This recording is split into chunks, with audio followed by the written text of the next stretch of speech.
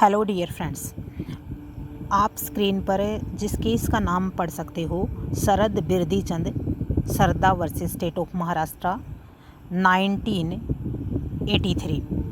It is an important judgment about the circumstantial evidence.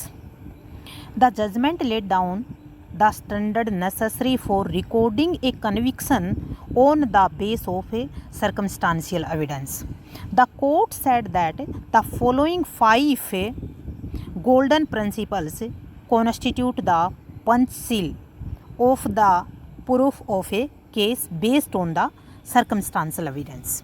ये case प्रिमिलरी में circumstantial evidence से रिलेटेड केस कौन सा है? Sharad Birdhi Chand Sarda versus state of Maharashtra.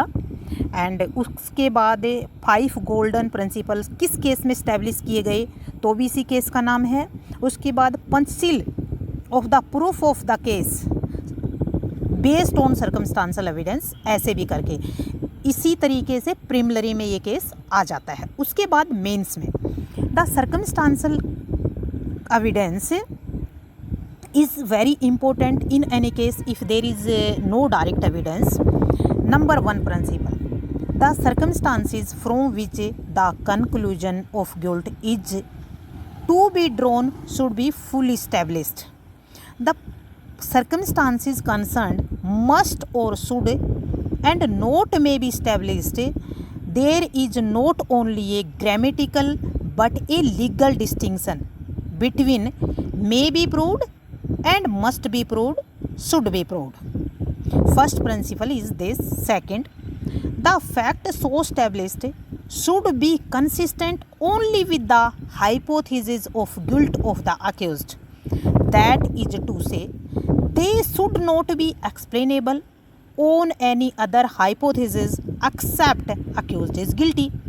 कि आप जो भी एक्सप्लेनेशन दे रहे हो हाइपोथेसिस के बेस पे, वो कोई भी एक्सप्लेनेशन है कैसी हो भी, सिर्फ ऐसी हो जो अक्यूज्ड को गिल्टी ठहराती हो. Next, circumstances should be on A conclusive nature and tendency.